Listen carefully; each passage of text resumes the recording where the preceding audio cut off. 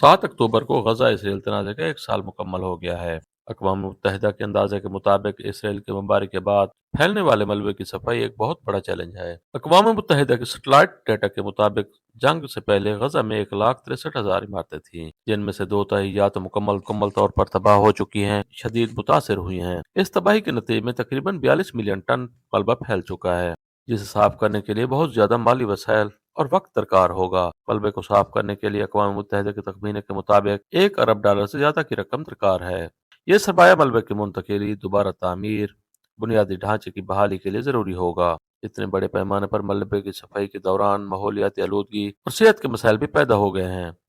دھول، زہریلے مواد اور دیگر خطرناک برود کی موجودگی مقامی آبادی کے لیے خطرناک ہو سکتی ہے۔ ملبے کو صاف کرنے کے بعد غزہ کی دوبارہ تعمیر ایک طویل اور مشکل مرحلہ ہوگا۔ تباہ شدہ عمارتوں کے ساتھ ساتھ سڑکیں، ہسپتال، سکول اور دیگر بنیادی سہولیات بھی بحال کرنا ہوں گی۔ اس عمل میں بین الاقوامی امداد اور تعاون کی اشد ضرورت ہوگی تاکہ مالی وسائل، انسانی وسائل اور تکنیکی مہارت فراہم کی جا سکے۔